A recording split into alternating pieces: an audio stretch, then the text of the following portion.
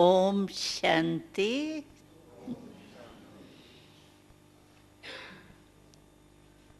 ये सारी महिमा परम पिता परमात्मा की है, जिन्होंने प्रजापिता ब्रह्मा के माध्यम द्वारा हमें बचपन से ही आत्मक स्मृति की ऐसी शिक्षा दी, जिस आत्म शिक्षा से, शक्ति से हम अपने जीवन को और विश्व के आत्माओं के जीवन को श्रेष्ठ बना सके। हमें याद है जब हम बोर्डिंग में आए थे तो आयु तो छोटी थी और फैमिली भी अच्छी थी, इसलिए बचपन में कोई भक्ति वगैरह की तो थी नहीं। लेकिन हमारा इस ईश्वरीय विश्वविद्यालय में परमात्मा द्वारा भाग्य बना हुआ था जो हमें प्राप्त हुआ। तो जब भी मैं समझती हूँ हम 90 के करीब बच्चियाँ थी, बच्चे बहुत कम थे उस बोर्डिंग में उस समय। तो जब भी हम मॉर्निंग में उठते थे और उस समय उठते ही पहले तो हम शिव बाबा को याद करते थे, क्योंकि कहावत है कि अगर सवेरे उठ करके कोई अच्छी आत्मा की शक्ल देखते हैं तो सारा दिन बहुत अच्छा बीतता है, और कोई ऐसा वैसा सामने आ जाता है तो फिर सारे दिन पर प्रभाव पड़ता है। इसीलिए हमें पिताश्री ने बचपन से ही ये शिक्षा दी कि सवेरे सवेरे उठ करके पहले तो स्व को स्मृति में लाओ, मैं कौन।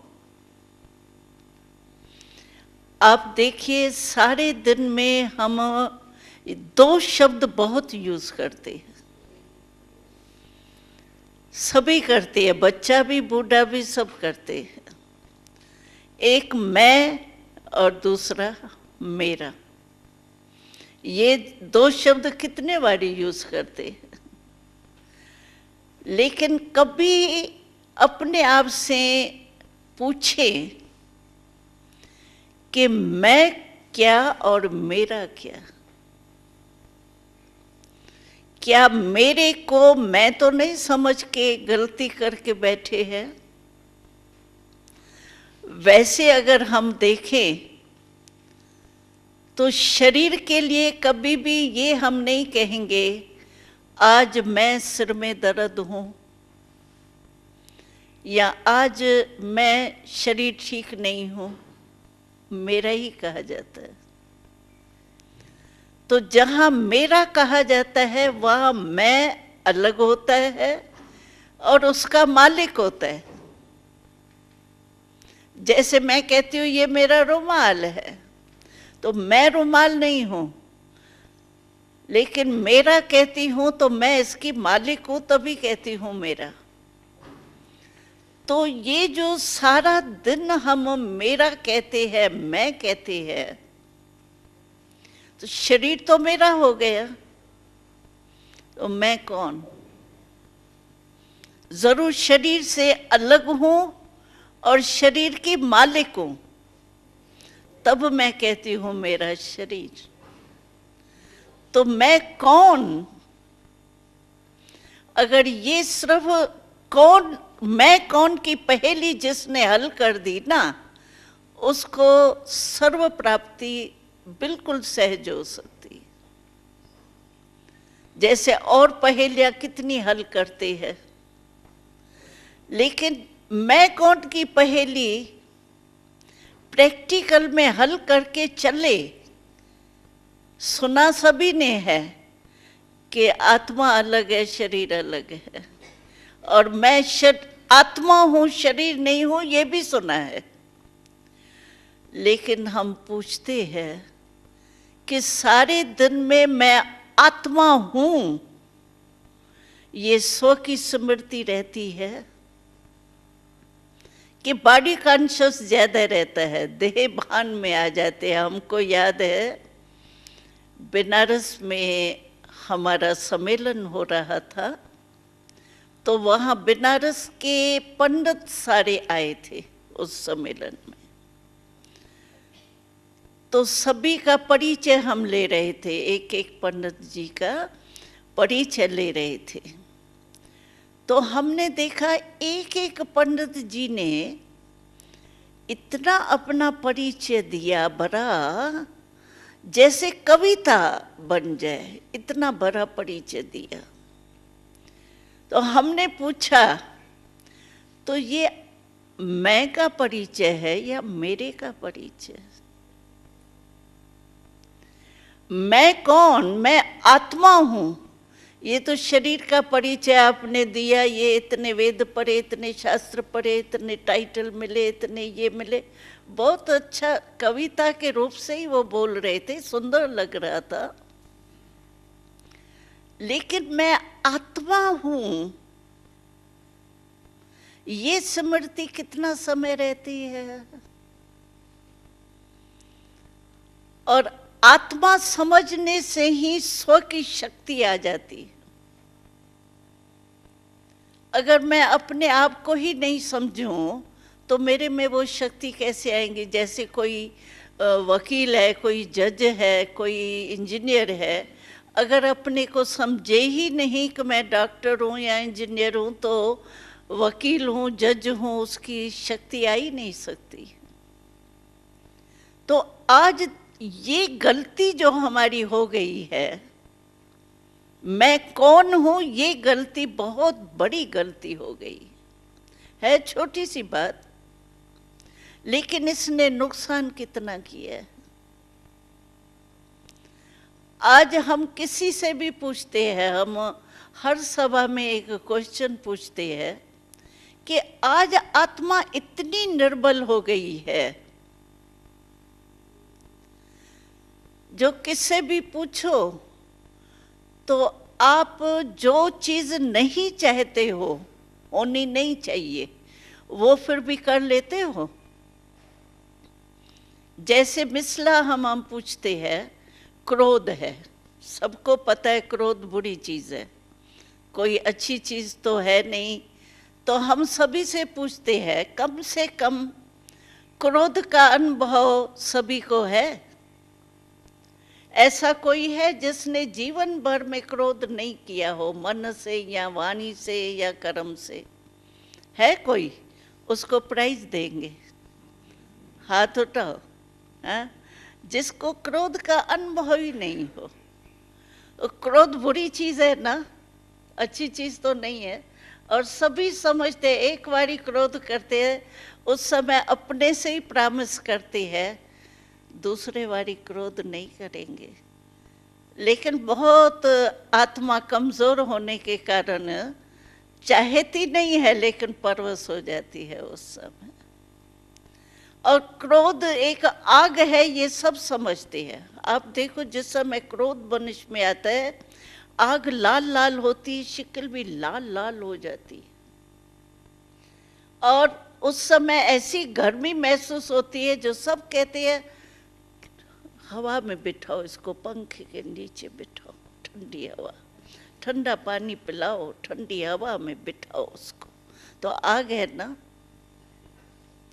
लेकिन आग है और आग का अनुभव भी है, फिर भी कर लेते हैं। फिर कहते हैं, हमको बड़ी मीठी मीठी बातें सुनाते हैं भाई बहने, कहते हैं बहन जी क्रोध हम समझते हैं बुरी चीज है, लेकिन जब पहले क्रोध आया था ना, तब छोटी सी बात थी, तो मेरे को आ गया था, लेकिन मैंने सोचा क्रोध नहीं करूँगा। लेकिन क्या अब भी जो बात थी ना वो बहुत बड़ी थी, तो बात बड़ी थी ना, इसलिए फिर से क्रोध आ गया। ये तो बहाना है। अगर जो मनुष्य शक्तिशाली हो वो जो चाहे वो कर सकता है। ये तो कमज़ोर की निशानी है। शरीर कमज़ोर हमारा होता है, हम चाहते हैं हम पानी का गिलास आप ही अपने हाथ से पिए, वो भी नहीं पी सकते हैं, मेरे हाथ में ताकत ही नहीं है। तो आज आत्मा इतनी निर्बल हुई क्यों है? एक क्रोध नहीं है, क्रोध के साथ 4 साथी और भी होते हैं, काम, क्रोध, लोभ, मोह, अहंकार। ये 5 ही इतने साथी है आपस में, जो एक दो के साथी होते हैं। एक विशेष होता है, समझो क्रोध आपको आया, लेकिन क्रोध का कारण या अभिमान होगा या स्वार्थ होगा, कोई ना कोई साथ में होगा। तो ये 5 विकार, आसुरी शक्तियां, वो आत्मा के ऊपर वार कर लिए। ऐसे आत्मा को अपने वश में कर लिया है जो जो चाहते हैं वो हो नहीं पाता। आज हमारे नेताएं हैं, भाषण क्या करते हैं, ये करेंगे, ये होगा, ये होगा, ये होगा, ये होगा, फिर कहते हैं क्या करें, जनता हमको सहयोग नहीं देती, प्रजा का सहयोग चाहिए। तो जो चाहते हैं वो कर नहीं पाते। इसका कारण क्या है कि आत्मा में शक्ति नहीं। और आत्मा में शक्ति क्यों नहीं है? क्योंकि जो सर्वशक्तिवान परमात्मा है उससे कनेक्शन, रिलेशन नहीं है। हम कहते हैं हम परमात्मा के बच्चे हैं, सभी कहते हैं तुम माता पिता हम बालक तेरे, तुम्हारी कृपा ते सुख गनेरे, सब तुम्हें माता पिता, ये सब जानते हैं।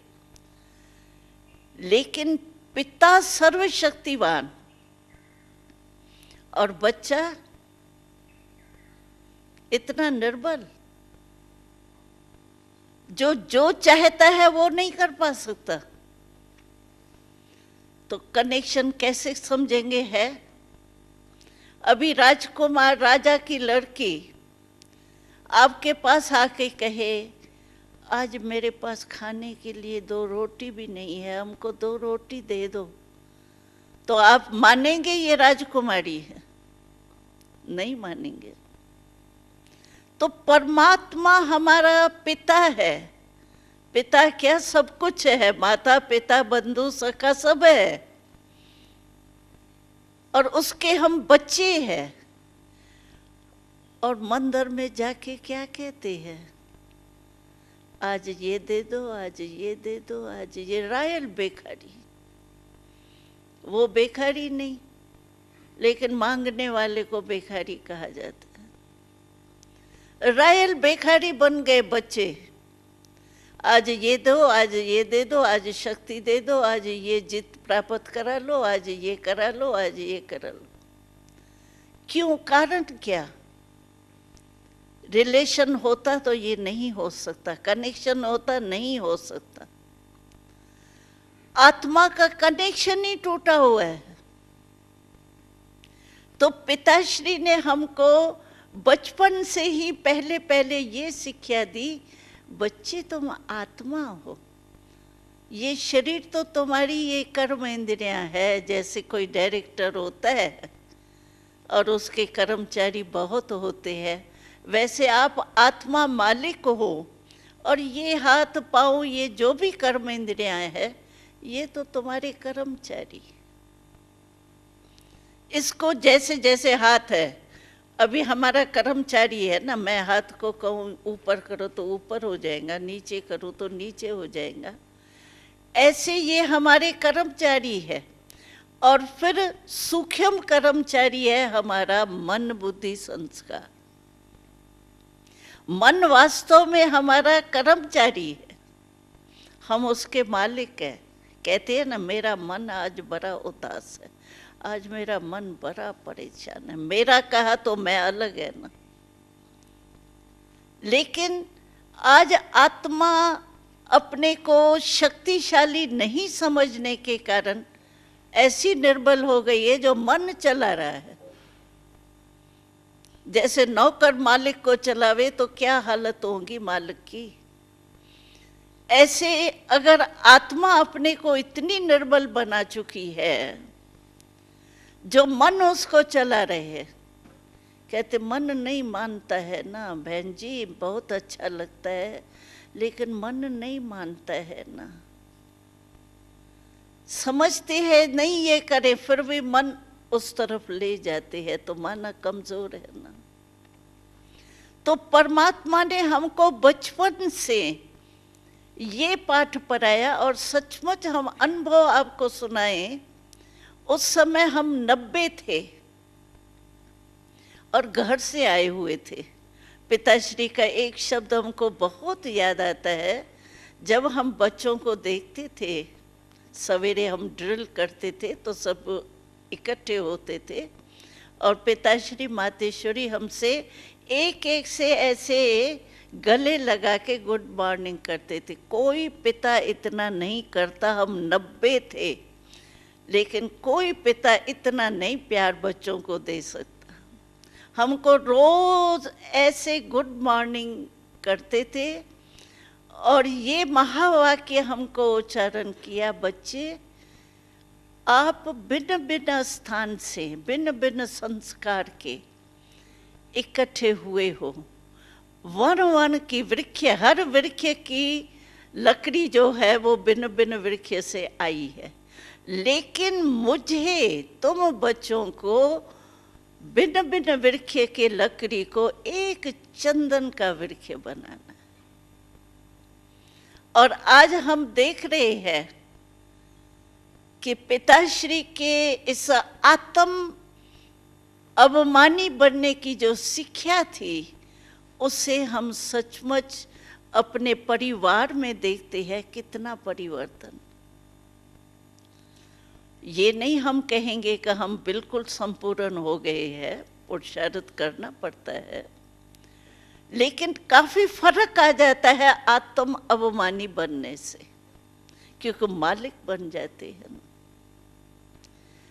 तो परमात्मा से कनेक्शन, कई भाई बहनें कहते हैं परमात्मा को याद करने तो चाहते हैं लेकिन मन नहीं लगता है, काम काज में और ही ठीक रहते हैं, लेकिन जब परमात्मा को अकेले बैठ के याद करते हैं, खाली हो जाते हैं ना, तो मन और ही यहाँ वहाँ भागता है, परमात्मा की तरफ नहीं लगता है।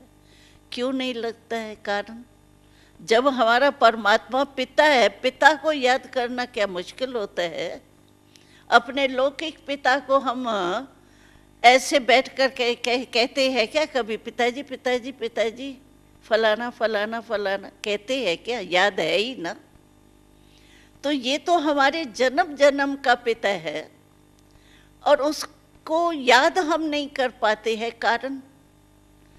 कारण एक छोटी सी मिस्टेक जो हमने पहले भी सुनाई है, कि जिस समय हम परमात्मा को याद करते हैं, हम कहते हैं परम पिता, पिता कह के उसको याद करते हैं, लेकिन मेरे शरीर का पिता है या आत्मा का पिता है? शरीर का पिता वो परमात्मा नहीं है। शरीर का पिता मैं किससे भी पूछूंगी, बहन जी आपके पिता का नाम क्या है, अलग अलग बताएंगे, लेकिन आत्मा का पिता एक परमात्मा है, जो सभी धर्मों ने माना है। God is one, God is two किसने नहीं माना? तो आत्मा का पिता है परमात्मा। पहले हम अपने आप से पूछे, हम आत्मा अपने को समझ के परमात्मा को याद करते? मानो आपका बच्चा है, ये बच्चा है ना छोटा, इसका जो बाप होगा उसको बुलाएगा पिताजी तो जवाब देगा। अगर दूसरे आपको आके कहे पिताजी पिताजी पिताजी, आप सुनेंगे भी नहीं, कहेंगे मैं पिताजी हूं ही नहीं। तो परमात्मा पिता है आत्मा का, शरीर का पिता नहीं है। आत्मा का पिता है, और हम आत्मा बनकर के परमात्मा पिता को याद करते हैं। अगर शरीर भान में रह करके हम पिता को याद करेंगे तो पिता सुनेगा क्यों, याद आएगा क्यों? जैसे ये देखिए तार है, तार के ऊपर ये प्लास्टिक है, हम तार का तार से कनेक्शन करने चाहते हैं, लेकिन अगर मैं ये रबर नहीं उतारूं ऊपर से और तार का कनेक्शन सारी रात्रि तक मैं करती रहूं, होगा? करंट आएंगी? नहीं आ सकती। इसी रीति से हम ये चमड़ी तो का भान तो छोड़ते नहीं। एक कहानी है राजा जनक की, आपने सुनी भी होंगी शायद। तो राजा जनक ने ऐलान किया, मुझे 1 सेकंड में जीवन मुक्ति कोई दे। कहते बड़े बड़े विद्वान स्टेज पर आए, उन्होंने प्रयत्न किया, लेकिन संतुष्टता नहीं हुई राजा जनक जी को। तो लास्ट में अष्टावक्र आया, एक अष्टवक्र वाला आया, और उसने कहा कि मैं जीवन मुक्ति का रास्ता 1 सेकंड में बता सकता हूँ। तो जब वो स्टेज पर आया ना, तो सारे महात्माएं वगैरह सब हंसने लगे। जैसे वो होता है ना, भाई अभी हम नहीं कर सके, अभी ये क्या करेंगा, इस मूड से वो हंसने लगे। तो राजा जनक ने क्या कहा? राजा जनक ने कहा कि ये सारी सभा जो है ना, वो चमारों की सभा है, विद्वान आचार्य नहीं है, ये चमारों की सभा है। क्यों? क्योंकि मेरे चमड़ी कोई देख रहे हैं ना। अष्टावक्र 8 वक्र किसमें है? शरीर में है ना, आत्मा में तो रही है। तो कहा, अष्टावक्र ने कहा ये सब चमारों की सभा है। तो आजकल भी है क्या? 2 चीज कहते हैं आजकल बहुत प्रसिद्ध है, एक चमड़ी, दूसरी धमड़ी। पैसे को कहते हैं धमड़ी, धमड़ी और चमड़ी ये प्रसिद्ध है। तो आज चमड़ी के तरफ ही मनुष्यों का अटेंशन है, अपने को समझते ही शरीर है। इसीलिए जो परमात्मा से हमारा रिलेशन कनेक्शन होना चाहिए वो होता नहीं है, इसीलिए वो याद आता ही नहीं है। और जब नहीं याद आता है तो देखो, एक आस्तिक बन गए, एक नास्तिक बन गए। कहते हैं लगता ही नहीं है, क्या है,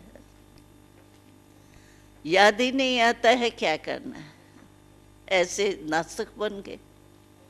लेकिन वास्तव में ये हमारी गलती है। पिताश्री ने हमारे पहले ये गलती ठीक की, आप आत्मा हो, आप शरीर नहीं। और हम 1-2 को देखते भी थे ना, बस आत्मा आत्मा को देख रही है, और आत्मा हमारी इस भ्रिकुटी के बीच में रहती। जैसे कुटिया में तपस्या के लिए बैठते हैं ना, तो ये भी कुटिया है, एक भ्रिकुटी है, इसमें आत्मा निवास करती है। तो हमेश पिताश्री ने हमको पहला पाठ ये पढ़ाया, तुम आत्मा। और आत्मक दृष्टि से हम देखते थे, इतना प्यार 1-2 के प्रति आता था। अभी कहते हैं ब्रदरहुड, भाईचारा, किस नाते से भाईचारा है? पहले ये फाउंडेशन तो ठीक हो। भाईचारा इसलिए होता ही नहीं है। कहते हैं सिख ईसाई भाई भाई, हिंदू मुस्लिम भाई भाई। भाई भाई कैसे हैं हम? किस नाते से हम भाई भाई है? परमात्मा पिता के नाते से ही भाई भाई है ना, वैसे तो भाई भाई है ही नहीं। लेकिन आत्मा ही नहीं समझते, परमात्मा को बाप से कनेक्शन ही नहीं है, तो भाई भाई की वृत्ति ठहरती कहाँ है? लड़ाई लड़ाई झगड़ा होता रहता है। इसीलिए यहाँ पहला पाठ ये आत्मा का पक्का करो। आत्मा हूं मैं। जिस समय भी आप मैं शब्द यूज करो ना, तो सहज तरीका है याद करने का, जिस समय भी आप मैं शब्द यूज करो उस समय सोचो मैं कौन, मैं आत्मा हूं।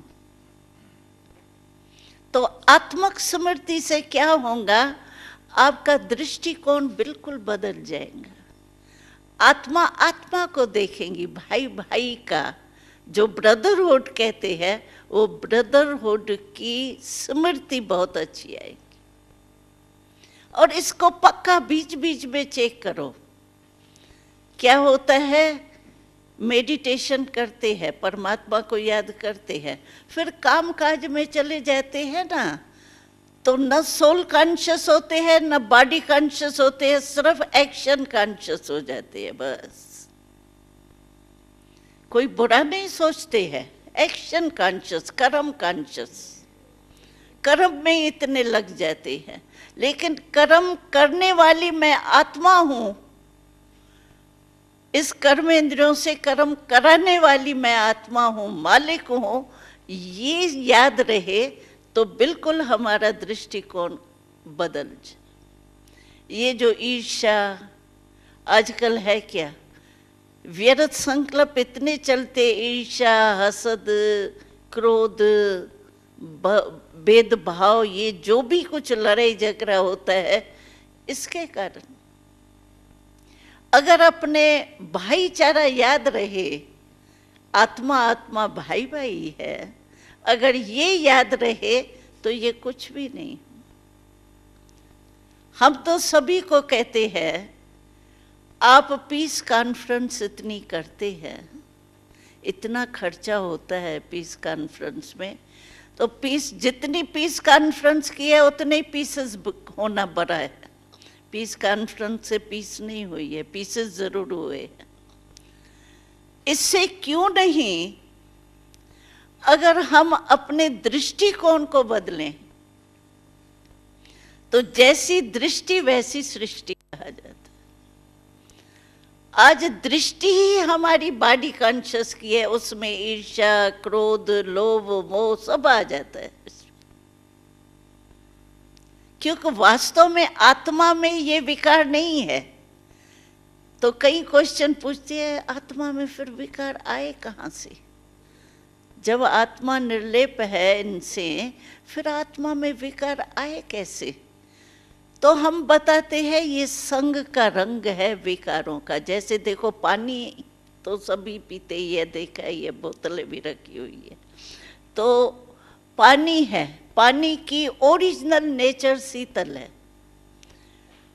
जब आग लगती है सबको क्या याद आता है? पानी शीतल है। उसी पानी को आप गैस पर रख दीजिए 10 मिनट और फिर उस पानी को यूज करो आप, तो पानी अपना निजी संस्कार शीतलता का छोड़ देता है। लेकिन आग के संग में रहने से वो भी अगर आपके शरीर पर लग जाएगा तो आपका जलाएगा, चमड़ी जलाएगा। कारण क्या हुआ? आग के संग का रंग लग गया। ऐसे ही आत्मा ओरिजिनल जो है उसमें विकार नहीं है, क्योंकि परमात्मा की संतान है ना। परमात्मा को दुख करता कहते हैं क्या? सुख करता कहते हैं ना। सुख का सागर कहते हैं, शांति का सागर कहते हैं, आनंद का सागर कहते हैं। तो उसके हम बच्चे आत्माएं, वो भी तो वही होंगे ना। ये तो काम, क्रोध, लोभ, मोह, अहंकार, इन विकारों के संग के रंग में आने के कारण मनुष्य आत्मा इतनी दुखी, अशांत, परेशान हो गई। और परेशानी होती किसमें है? मन में ही परेशानी होती है। कहते हैं टेंशन, बहुत टेंशन। हम कहते हैं जिस समय आपको टेंशन आवे ना, बहुत सहज तरीका है, टेंशन के आगे आप ए लगा दो, ऐड कर दो, तो क्या हो जाएगा? अटेंशन। हाँ, अटेंशन कहाँ जाएगा? परमात्मा की तरफ। तो परमात्मा की तरफ अटेंशन जाने से आत्मा में क्या आ जाएगा? सुख और शांति आ जाएंगी, स्मृति आ जाएंगी। तो टेंशन खत्म हो जाएगा। जैसे अभी रोशनी चाहिए हमको, स्विच ऑन करते अंधकार आप ही भाग जाता है, कोई टोकरे भर के थोड़ी बाहर फेंकते, हो जाता है ना, बस स्विच ऑन किया रोशनी आ गई। ऐसे ही अगर हम अटेंशन हमारा परमात्मा के तरफ चला जाए, टेंशन खत्म हो जाता है, क्योंकि उससे शक्ति मिलती है ना। टेंशन होता है इसीलिए क्योंकि आत्मा निर्बल हो जाती है ना, जो भी समस्या आती है उसमें समझ नहीं सकती है, ताकत ही नहीं होती है समस्या को पार करने की। निर्णय शक्ति अपना काम ही नहीं करती है। समस्या होती छोटी है लेकिन उसको बड़ा हो जाता है। क्यों? उसको ही सोचते रहते हमने, ये क्यों हुआ, ये क्या किया, ये कौन है जो ऐसा कहता है, ये कब तक होगा, ये कह में ही लग जाते हैं। भविष्य को कैसे ठीक करें वो याद नहीं आता, जो हो चुका ना उसको ही सोचते रहते हैं। क्या करें आगे के लिए वो दिमाग में नहीं आता है। इसीलिए आत्मा कमजोर होने के कारण निर्णय शक्ति ठीक ही नहीं होती, और निर्णय शक्ति ठीक न होने के कारण हाँ के बजाय ना, ना के बजाय हाँ हो जाता है। रिजल्ट क्या होता है? दुख और अशांति, टेंशन। तो टेंशन फ्री लाइफ मनुष्य के लिए कहते हैं हीरे जैसा मनुष्य तन है। और आज क्या मनुष्य तन हीरे जैसा है? अभी तो चन्ने फिर भी ठीक है, चन्ने से भी बदतर हो गया, ऐसे ऐसे ऐसे करके चन्ने बून जाते। क्या मनुष्य की हालत हो गई है। लेकिन कारण एक छोटी सी गलती है, जो मैं कौन की पहेली को हल नहीं किया। और मैं कौन? मैं आत्मा हूं। इसको अगर हम याद कर लें तो ऑटोमेटिकली परमात्मा से कनेक्शन होने से हमारे में शक्ति आएंगी, और जब शक्ति हमारे में होती है तो जो चाहे वो कर सकते। निर्बल की निशानी है, जो चाहते हैं वो नहीं कर सकते। सभी कहते हैं चाहते तो नहीं है, भ्रष्टाचार करना बुरा तो लगता है, लेकिन बहन जी इस ज़माना ऐसा है, बिना भ्रष्टाचार के चल ही नहीं सकते, क्रोध के बिना चल ही नहीं सकते, करना ही पड़ता है। तो ये शब्द किसके है? परवश के। शिव बाबा ने हमको शक्ति दी है, उस शक्ति के आधार से आती जरूर है समस्याएं। ऐसे नहीं है समस्या नहीं आएंगी, समस्या आएंगी क्योंकि कलयुग है। कलयुग माना ही कल है, कलेश का युग माना समय। जैसे गर्मी की सीजन होती है तो हम कहें गर्मी की सीजन बदल जावे, सीजन नहीं बदलेंगी। हाँ, हमको उसका बचाव है, पंखा चलाओ, एयर कंडीशन लगाओ, ये करो, हम उससे गर्मी के सीजन से बच सकते हैं साधन से, लेकिन मौसम नहीं बदलेंगे। तो कलह युग है, कलह युग में कलह कलेश नहीं हो, ये हो ही नहीं सकता। हमारे सामने भी आएंगे, लेकिन परमात्मा से जो शक्ति मिलती है ना, जैसे क्रोध है, क्रोध को जीतने के लिए चाहिए सहन शक्ति। अगर मेरे में सहन शक्ति है तो मेरे में क्रोध नहीं आएगा। सहन शक्ति के आधार से मैं उस समस्या को सहन कर लूंगी। क्योंकि क्रोध आता क्यों है? कोई इंसल्ट करता है, कोई बात नहीं मानता है, कोई जो हम समझते हैं नहीं होता है तो क्रोध आता है। इच्छा नहीं पूर्ण होती है, क्रोध आ जाता है। लेकिन सहन शक्ति हमारे में है, तो सहन शक्ति के आधार से मैं उस समस्या को हल कर सकती। हमको शिव बाबा ने बहुत अच्छी बात सुनाई। कहा, समझो हिमालय जैसी बड़े में बड़ी आपके सामने समस्या आई, तो आएंगी, कलयुग है, जरूर आएंगी। लेकिन आप आत्मा हो ना, आत्मा अगर परमात्मा के याद में बैठती है तो परमात्मा से शक्ति लेकर के आत्मा में जब शक्ति आ जाती है तो आत्मा उड़ती है, याद से, मन से परमात्मा तक पहुंचती है। तो शिव बाबा ने कहा आप अपने मन को एक विमान बना लो।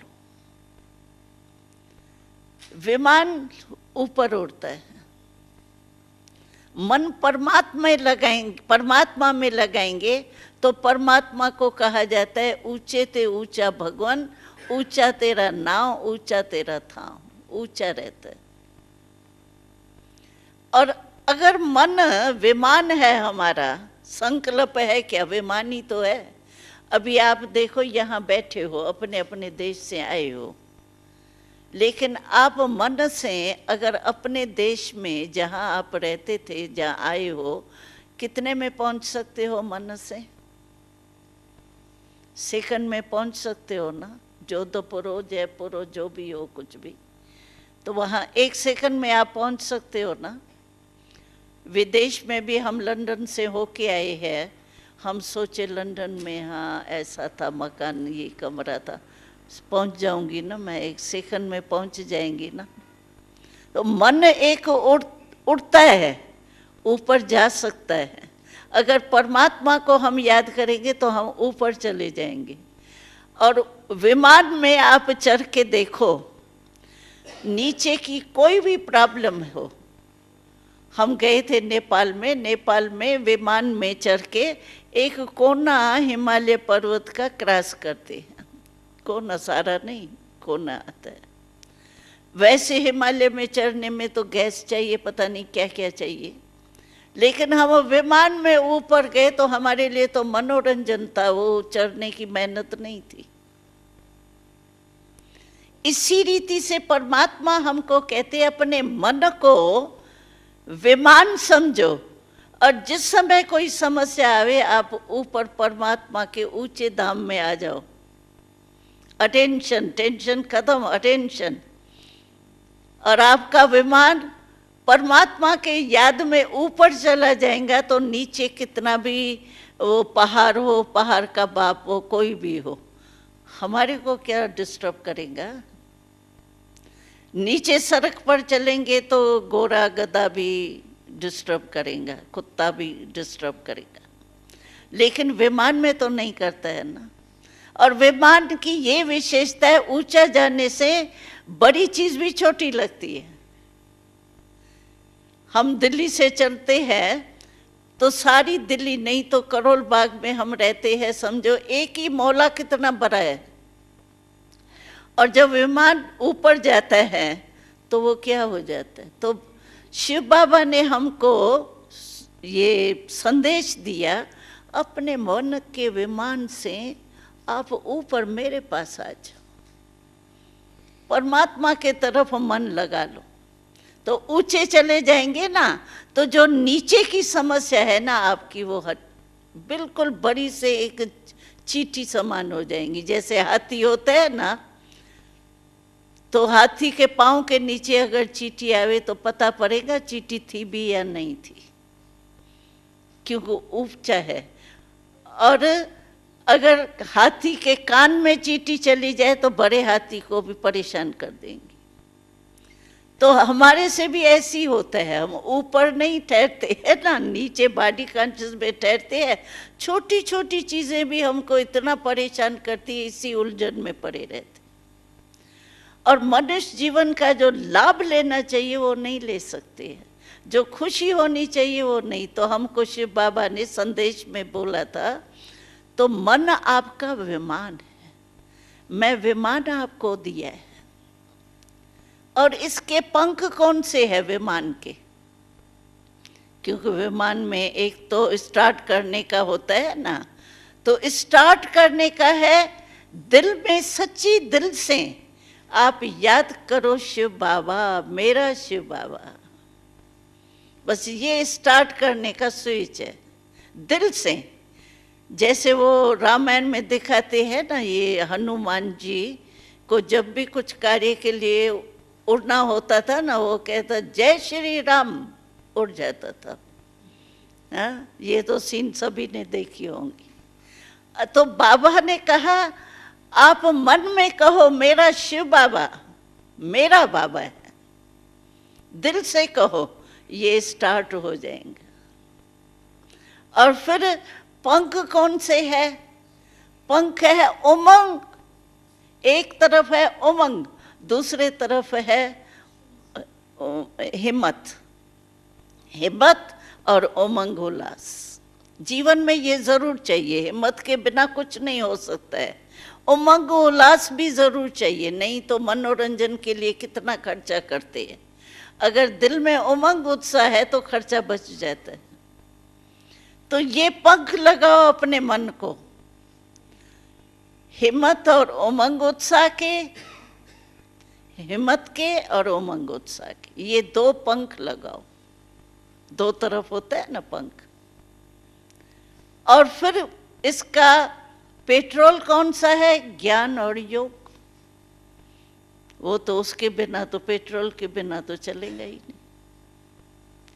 तो ये विमान आप भी ले जाओ साथ में, जब भी कोई बात हो ऊपर चले जाओ बस, और ऐसा लगेगा जैसे कुछ भी नहीं हुआ। आएगा जरूर कलयुग में, आप कहो नहीं ये बातें ही नहीं आवे। हम भी जब कोई छोटे बच्चे थे ना जब, तो हम भी ब्रह्मा बाबा को कहते थे, ब्रह्मा बाबा को हम कहते थे बाबा समस्या भेजो ही नहीं ना, ये काम क्रोध लोभ जो है ना वो अपने पास छिपा के रख दो, हमारे पास भेजते ही क्यों हो जो हम इतनी मेहनत करें। तो ब्रह्मा बाबा मुस्कुरा के कहते थे बच्चे बिना पेपर के कोई पास हुआ है? और जितना बड़ा क्लास होगा उतना बड़ा पेपर तो होगा ही, ये तो नियम है ना। तो पेपर के बिना पास कैसे होंगे? तो ये तो आएंगे, लेकिन क्या है, इसको हम साइट सीन समझे। जैसे हम बातों को पकड़ के बैठ जाते हैं, क्यों क्या। हम हंसी की बात एक सुनाते हैं आपको। मातेश्वरी थी ना, हम छोटे बच्चे थे, मातेश्वरी श्री सरस्वती का फोटो तो देखा होगा आपने। तो मातेश्वरी छोटे बच्चे थे ना हम, तो 9-10 साल के। हमारी जो टीचर्स थी ना वो 15-16 साल की।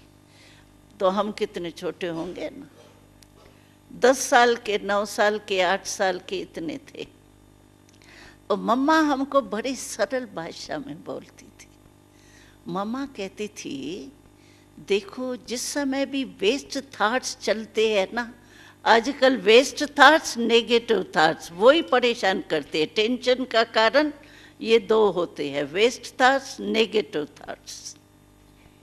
तो मम्मा कहती थी देखो ये वेस्ट थॉट्स आने का दरवाजा कौन सा है,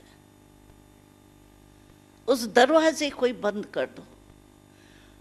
तो मम्मा समझाती थी नेगेटिव और व्यर्थ संकल्प का जो गेट है ना, वो है पहले आता है क्यों।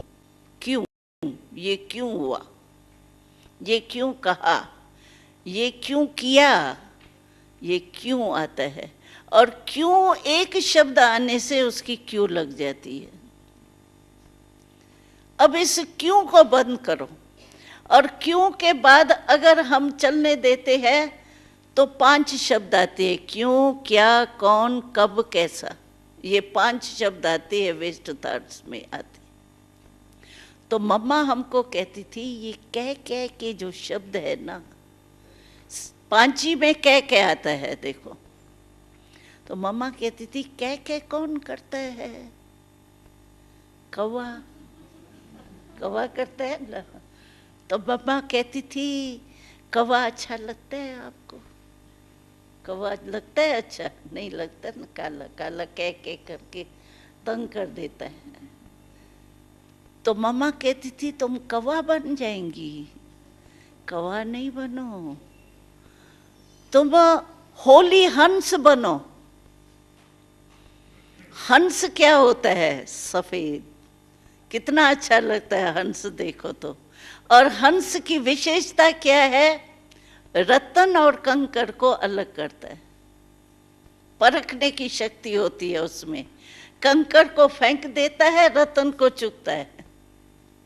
तो मम्मा कहती थी हमको, तो बच्चे तुम कौवा नहीं बनना, तुम होली हंस बनना। तो हंस जो स्मृति में आएगा ना, तो आपका कर्तव्य भी वही चलेगा। नहीं तो कह करती रहेंगी, वो पूरा होता ही नहीं है। 1 मास के बाद भी गाली देने वाला मेरे पास आएंगे, कहेंगे ये है कौन, क्या समझता है अपने को, क्या किए आएगा। इसीलिए हमको ये जो आत्मक शिक्षा मिली, उससे हम समस्या को हल कर सकते।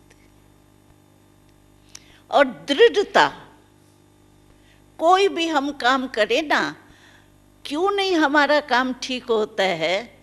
संकल्प बहुत अच्छे करते हैं हम, ये करेंगे, फिर ये होगा, बहुत अच्छे प्लान बनते हैं, अच्छे अच्छे संकल्प चलते हैं, लेकिन वो संकल्प पूरे नहीं होते हैं हमारे। अच्छे संकल्प क्यों नहीं पूरे होते हैं?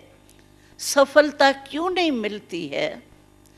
कारण क्या होता है? पहले हम सोचते हैं ये करेंगे, ये होगा, इस प्लान बनाते हैं, फिर साथ में ये भी संकल्प आ जाते हैं, करते तो है, पता नहीं क्या होगा, ठीक होगा नहीं होगा।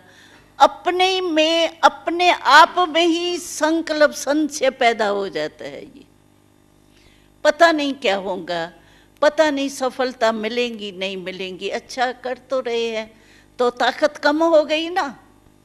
और संशय बुद्धि विनश्यन्ति, निश्चय बुद्धि विजयन्ति। तो अपने में ही निश्चय कम हो जाता है, अपने में ही संशय पैदा हो जाता है। पता नहीं। हमको शिव बाबा हंसी में कहता है, पता नहीं कहते हो ना, तो ये जो सृष्टि वृक्ष है ना, उससे तुम्हारा पता ही कट जाएगा। पता नहीं क्यों कहते हो? पता रखो ना, क्यों त्रिकालदर्शी है, पता रखो ना, क्यों नहीं अच्छा होगा। अगर मेरी वृत्ति अच्छी है, दृष्टि अच्छी है, क्यों नहीं रिजल्ट अच्छी होंगी? दृढ़ता रखो ना। तो अपने में ही संशय जो पैदा हो जाता है ना, वो हमको कमजोर कर देता है। इसीलिए जो हम समझते हैं सफलता मिलनी चाहिए, वो सफलता नहीं मिलती। अगर हमको सफलता चाहिए किसी भी बात में, कोई हल्का सा काम भी है, उसमें भी सफलता तो हर एक को चाहिए ना। लेकिन दृढ़ता से वो काम करो, संकल्प नहीं करो पता नहीं कर तो रहा हूँ, होगा नहीं होगा। पहले ही अपने में कमजोरी बढ़ दी तो कदम क्या उठेगा? दृढ़ता रखो ना।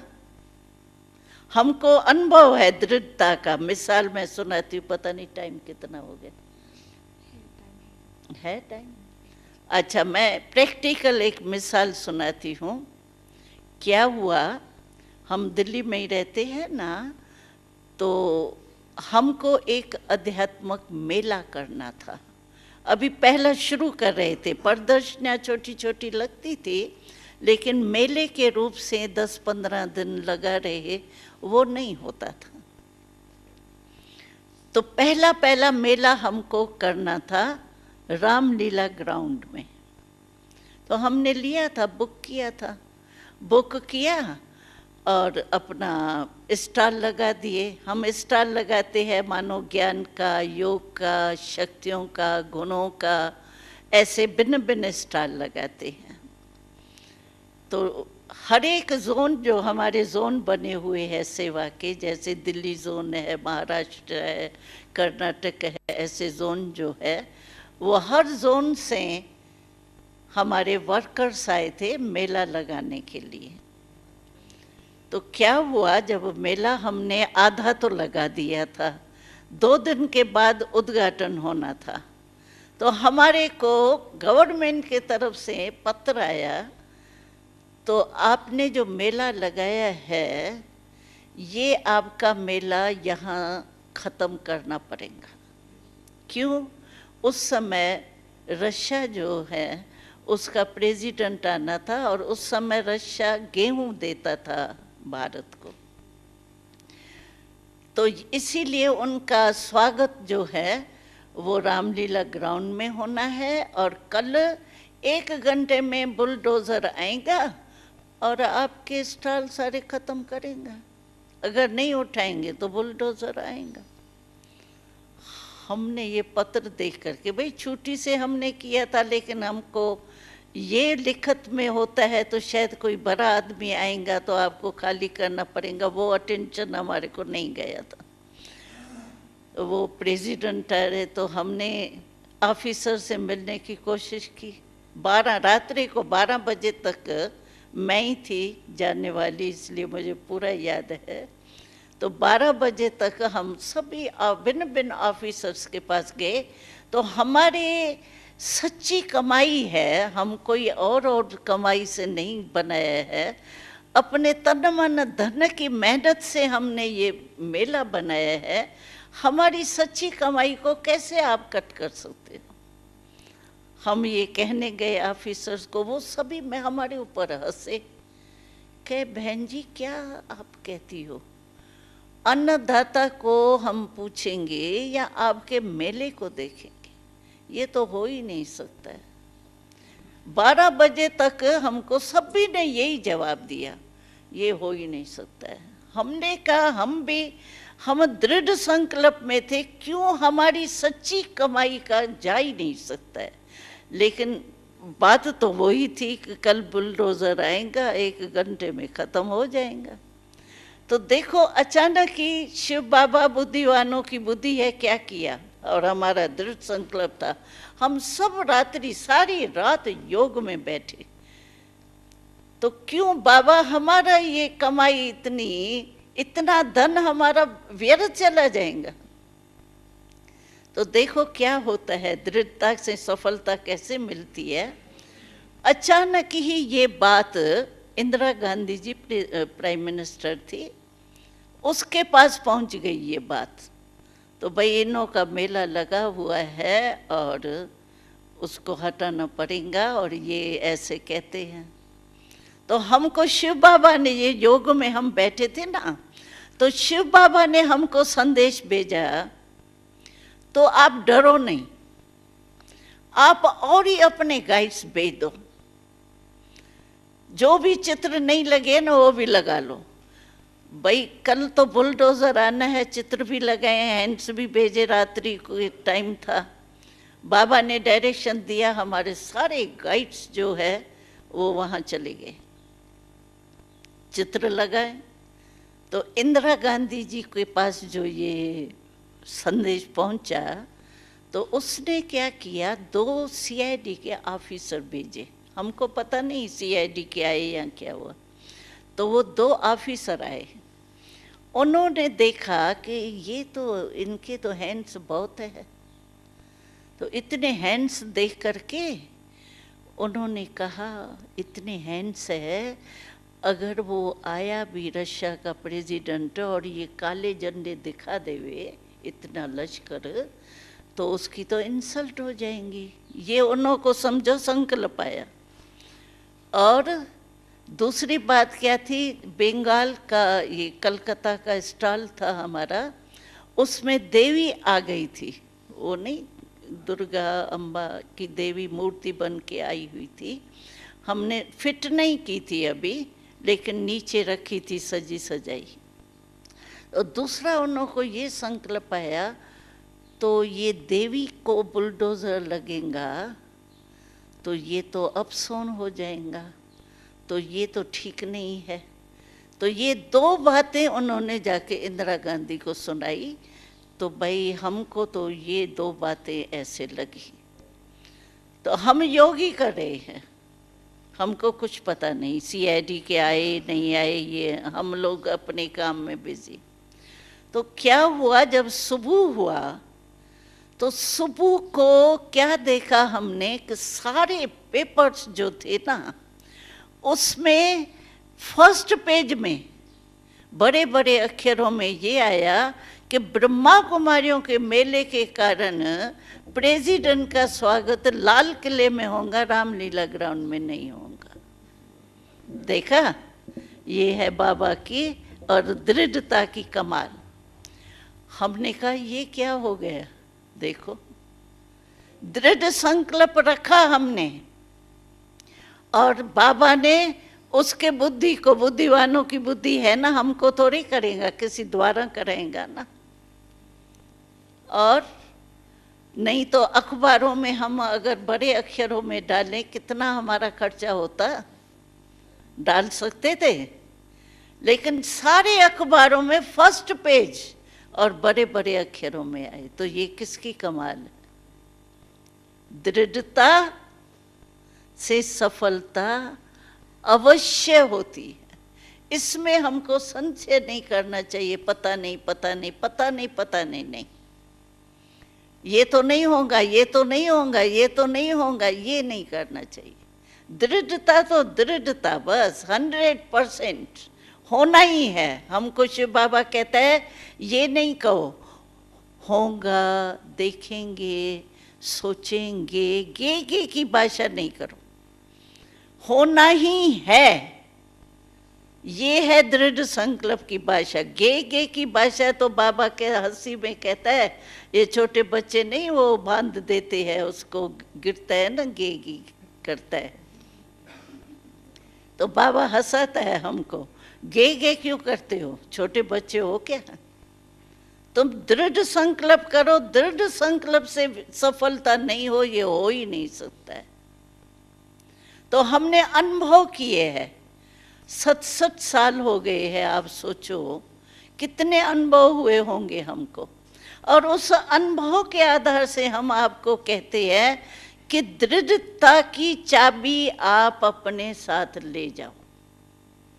जैसे दादी ने आपको शाल दी ना सौगात, तो शिव बाबा की दृढ़ता, ये चाबी लेके जाओ, और ये चाबी आपको सफलता अवश्य दिलाएंगी, क्योंकि हम लोगों ने ये बहुत अनुभव कर लिए। तो आपको भी हम शिव बाबा की तरफ से ये दृढ़ता की चाबी देते हैं। इस चाबी को कभी भी मिस नहीं करना, क्योंकि माया है ना, तो माया को इस चाबी से बहुत प्यार है, वो कहाँ न कहाँ चोरी कर लेती है किसी न किसी बात से। इसीलिए माया भी इस चाबी के पीछे पड़ती है ना, इसलिए आप दृढ़ता की चाबी खोना नहीं, एकदम सदा रेडी रखना। बस कोई भी बात हुई, चाबी लगाओ और दृढ़ता पाओ, कोई कमी नहीं पड़ेगी। क्योंकि हम सब के 6 लाख परिवार चल रहे हैं, और बाबा हमेशा आप बच्चों जैसे आते हैं ना, तो आप सभी बच्चों के प्रति शिव बाबा ने बहुत सुंदर कमल का पुष्प सौगात दी, और कमल का पुष्प भी चमकता हुआ। कमल के पुष्प में ऐसे ऐसे होती है ना, तो वो शक्तियाँ, जो हमारी सर्व शक्तियाँ हैं ना, वो एक एक कमल के उसमें पत्ते में शक्तियों चमक रही है। ऐसा गुलाब का पुष्प आप सबके प्रति शिव बाबा ने गिफ्ट दी है। तो जब भी कुछ भी बात आवे ना, कमल को सामने रखना, कमल पुष्प को। कमल पुष्प की विशेषता क्या है? जल में रहते जल से न्यारा, एक बूंद प्रभाव नहीं डालती, कीचड़ में रहते कीचड़ से न्यारा। तो आप सबको भी शिव बाबा की तरफ से वो सर्व शक्तियों से चमकता हुआ कमल का पुष्प गिफ्ट है, वो साथ में ले जाना, चाबी भी ले जाना, कमल का पुष्प ले जाना। जब भी कोई भी बात आवे, आप कमल पुष्प से भेंट अपनी करना, मैं भी न्यारा और प्यारा, परमात्मा का प्यारा, और ये जो भी विघ्न वगैरह आते हैं उससे न्यारा और परमात्मा का प्यारा। तो आपकी हीरे तुल्य जीवन प्रैक्टिकल अनुभव होंगी। ओम शांति।